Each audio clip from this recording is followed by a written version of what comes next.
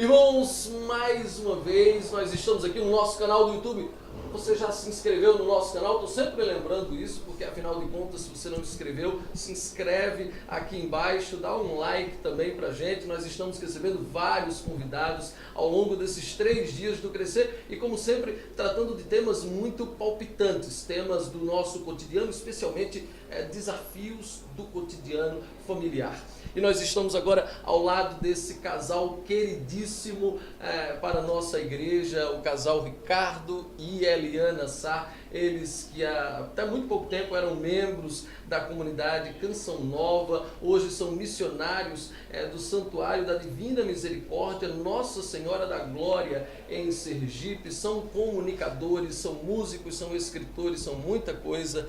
Estão até assombrados aqui comigo agora, e é com eles que nós vamos conversar agora sobre um tema muito palpitante, inclusive hoje, muito discutido em todo o mundo, especialmente aqui no Brasil, ideologia de gênero, mas também criação dos filhos em meio aos desafios cotidianos da família, eles que são pais, inclusive cristãos. Ricardo, Eliana, obrigado por ter aceito. Oi, alegria estar aqui. Perguntaria inicialmente o que é a tal ideologia de gênero e a pergunta básica também, como é que a família deve se posicionar frente a essa metodologia e a essa ideologia? A gente pode simplificar assim, dizendo que a ideologia de gênero é um modo de pensar que considera que não existe o masculino e o feminino da maneira como nós, cristãos, pensamos, né, que Deus criou a humanidade homem e mulher.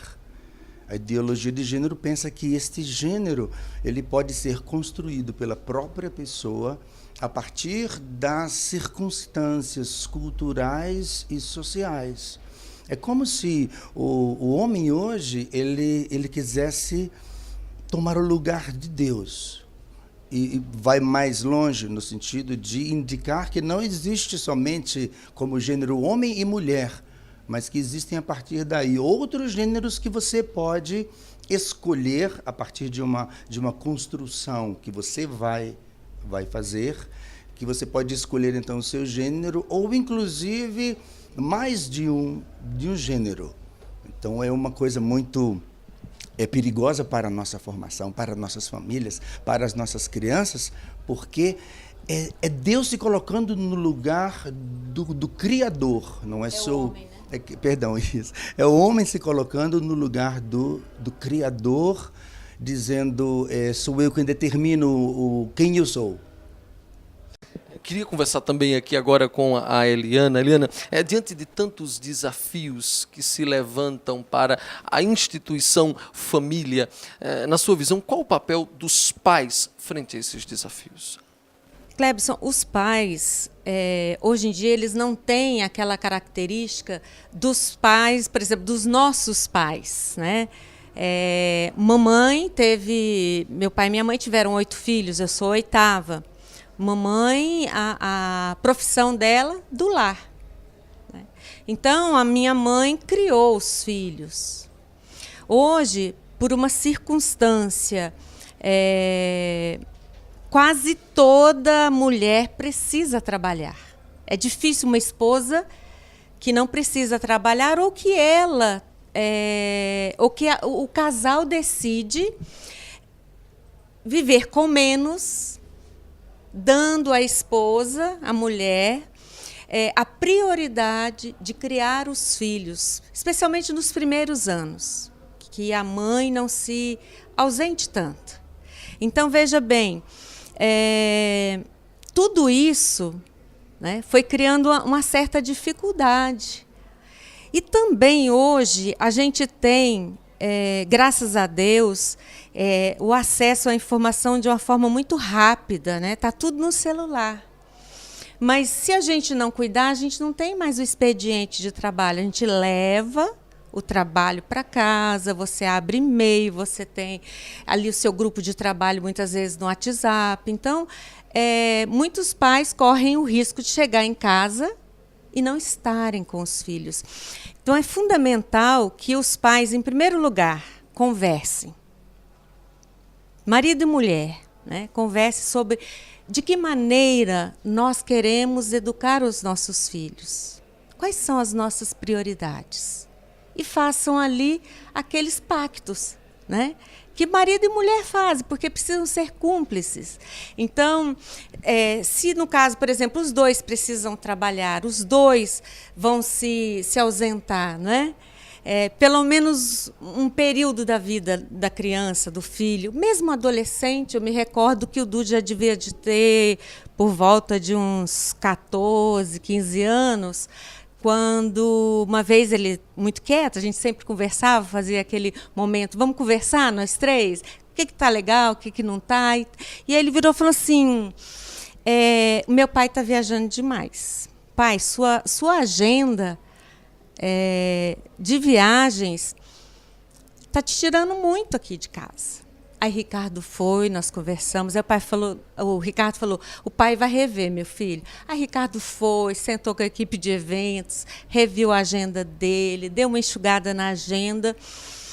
E assim, quando ele começou a ficar em casa, mais finais de semana, que geralmente ele viajava no final de semana, o Du não parava com os amigos, ia jogar bola, ia... Aí o Ricardo falou assim, mas olha só, o Du pediu para ficar em casa e ele mesmo não para. Mas o que o Du queria? Ter aquela segurança. Meu pai está em casa. Se eu precisar dele, ele está aí. Entendeu? Voltar para casa e encontrar o pai. Então, a presença dos pais na vida dos filhos hoje é fundamental. Se não tem o tempo que seria o ideal, o tempo que você tem, dar qualidade a esse tempo. Isso é muito importante. Ricardo, queria agora voltar para ti. Outro tema que vira e mexe, vai e volta, está muito presente na família, né, e é um tema desafiante, é a questão da homossexualidade. A pergunta que eu faço é exatamente isso. Como é que a família deve lidar com essa questão? Olha, com relação a questões como a homossexualidade ou qualquer outro tipo de dilema pessoal que a pessoa viva, a família ela precisa cumprir a sua missão de ser o lugar da experiência do amor, não obstante aquilo que está acontecendo com a pessoa, em qualquer nível que seja.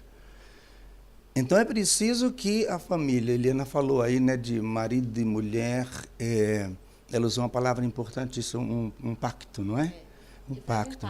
A gente esquece, não é, que, por exemplo, um casamento, ele é um contrato, ele é um consórcio. Ali, marido e mulher iniciam uma experiência que ela é para a vida inteira, mas são pessoas que, ao longo do tempo, vão vivendo um número imenso de experiências que vão transformando essas pessoas. Então, por conta disso, marido e mulher precisam caminhar renovando esse contrato, né? Renovando esse pacto. Esse sim, né? Renovando este sim. Então, se a gente faz assim, a gente pode buscar assegurar que a nossa casa ou o nosso lar, ele seja uma experiência de amor. Se nós somos cristãos, a gente quer que seja uma experiência de Deus. E por isso a gente precisa, desde o início, trazer Deus para a nossa casa, através das opções que a gente faz, do modo como a gente trabalha, através da oração. Imagina uma família cristã que sentando à mesa não reza para uma refeição. São coisas muito simples que a gente está dizendo aqui, mas a gente é muito consciente que elas requerem uma determinação muito, muito grande, porque se marido e mulher não se sentam e não se olham, e não olham para os seus filhos e não conversam sobre isso, esses questionamentos vão ser cada vez melhores. Então, diante de uma circunstância tão difícil como lidar com a homossexualidade de um filho ou qualquer outra questão, é preciso assegurar que ali naquela família é o lugar onde se vive uma experiência de amor. Agora, quem faz isso? Quem são o instrumento para isso? É pai e mãe. É palavra, gesto, carinho, decisão, modo de viver junto. Eu queria ouvir também a Eliane sobre essa temática, como mãe que a senhora é, Eliane. a gente fala, e Ricardo falou muito bem, para pais que têm talvez até crianças mais novas e que precisa construir isso de forma muito cedo, né? Desde o começo, desde quando ela ainda é criança, ainda é jovem. Mas agora para mães que, por exemplo, já convivem em casa com filhos mais velhos, já, digamos que adultos, e que fizeram a sua opção sexual. Uma mãe cristã, como é que ela deve se posicionar, na sua visão, frente a isso? Em primeiro lugar, com muita... assumindo a realidade, né? Aquilo que é. Não dá para dizer que é diferente. Não dá para fingir que não está acontecendo, né? Então, porque é essa realidade, eu como mãe, o que eu faço? Eu vou cobrir o meu filho de amor. É um amor que só Deus pode dar, e é Ele quem dá nessa hora. Por isso, a vida de oração de uma mãe, assim, precisa ser muito intensa. É importante que essa mãe, ela não converse sobre isso com pessoas de fora. É com o marido, é com o esposo. Porque uma grande tentação é que, então, comece a falar. Às vezes, até pessoas próximas ali da família, mas que falam... não no intuito de ajudar, de querer o bem, mas de curiosar, né? E aí vai virando aquele ambiente de fofoca em torno de uma situação tão delicada e tão séria, né? Então, a mãe, ela é a manifestação do amor de Deus. Como que Deus, né? Deus Pai, que criou aquela criatura que está ali, como que Ele se relaciona com aquele filho dele, que fez uma opção assim? Amando. E aguardando que ele retorne, que ele recorra ao amor que Deus tem por ele. E é isso que a mãe deve fazer, é isso que o pai precisa fazer.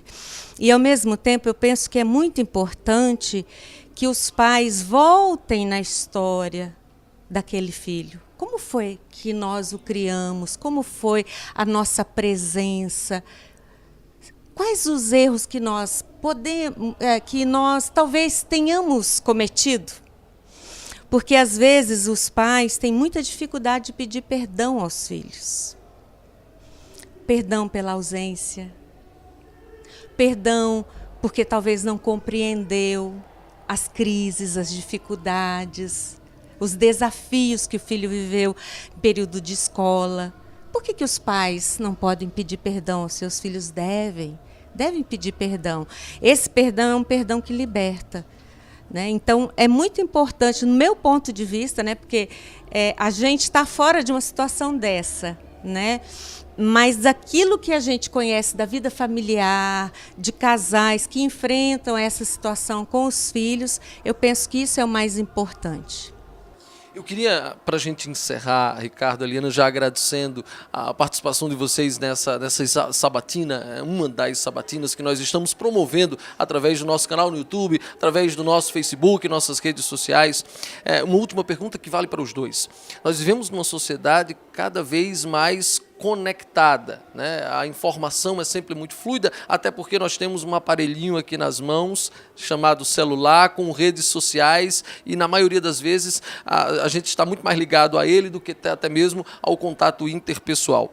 Mas o que é que vocês, como pais, diriam para outros pais que nos acompanham agora e têm filhos em idade infanto-juvenil a lidar com esse negocinho aqui, com esse aparelhinho e com as redes sociais, com o mundo da internet, que tanto pode beneficiar como pode também prejudicar? Olha, eu diria assim, que os pais precisam ser os pais, não os coleguinhas dos filhos. Porque a gente percebe, não é, que os pais, eles não querem mais chatear os filhos, não querem mais dizer não para os filhos, não querem mais exercitar a autoridade com os filhos, porque vai traumatizar.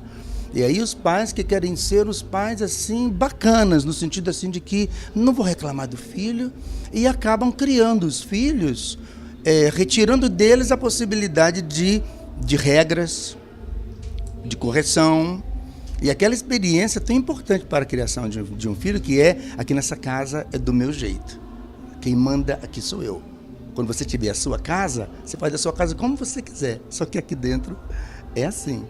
Então, se você puder pagar água, luz, o telefone que está na sua mão, estou falando com um adolescente que vai atender, que vai entender, não é? Mas mesmo com crianças, não é, que estão muitas vezes privadas de uma experiência de segurança, porque os pais eles querem ser muito bacanas, modernos e dão precocemente o celular para os filhos. Penso que na maioria das vezes, não é, o grande erro disso está numa conduta dos pais. Você falou voltado para o infanto juvenil. Mas eu gostaria de ir além, porque antes eu entrei na Canção Nova com 18 anos e antes de ingressar na comunidade, eu fiz o magistério e eu já trabalhava como auxiliar de pré-escola, né? Professora pré-escolar. Eu trabalhei ali na escola em Resende e trabalhava com as crianças de 2, 3 anos na classe. Essas crianças, assim, brincavam, cantavam, coisa mais gostosa do mundo. Era apaixonada ali pelo meu trabalho. Hoje eu convivo com pais que dão ali como é que é o nome do maior um pouquinho? Tablet. O tablet. Na mão de uma criança de 2 anos, para ela assistir os desenhos. A criança só fica quieta quando o tablet está na mão. A criança só se alimenta. Se diz, eu vi uma criança deitada na cadeirinha, ela estava com a mamadeira na mão e o celular na outra. Essa era a cena. Muito louco, né? Então, e impressionante, porque a criança ela consegue acessar o YouTube, ela consegue naquele desenho, né? E ela nem sabe escrever ainda. Então, os pais precisam deixar que a criança viva essa primeira infância, despertando a criatividade, despertando o convívio, né? Outra coisa muito importante é com que idade aquela criança que está entrando nessa fase infanto-juvenil deve ter um celular. Entende? Porque é um risco muito grande. É um risco que se corre hoje e você vê crianças que ainda estão com 9 anos, 8 anos, já indo para a escola e levando celular. São crianças que têm muita dificuldade, inclusive, de comportamento na escola. Existe uma pesquisa, bem rapidinho, tá? Fica à vontade. Existe uma pesquisa americana, que eu não consigo citar agora aonde que ela fala, a fonte que ela fala que um dos grandes riscos disso que a gente está falando agora é que os membros da família estão perdendo a sensibilidade para captar mensagens através do rosto. Não consegue mais fazer assim a leitura no rosto do filho, a leitura no rosto do irmão, a leitura no rosto da esposa. E por que não lê mais assim? Como é que está? Está bem, está triste, está feliz? Porque ninguém mais se olha. E aí, imaginemos, não é? Uma humanidade perdendo a capacidade de ler o rosto de quem a gente ama e quer bem. Algo muito preocupante. Mas muito mesmo. Agora, graças a Deus que é possível, né, que a gente comece a se posicionar de um modo diferente. Vamos em frente. Ricardo, Eliana, obrigado mesmo por ter aceito o nosso convite. Foram mais 2 convidados do nosso quadro aqui através do YouTube. Não se esqueça de deixar seu comentário aqui abaixo. Você pode, inclusive, sugerir outros temas, porque nós vamos continuar com ele ao longo de todo o ano. A gente se encontra no próximo. Até lá.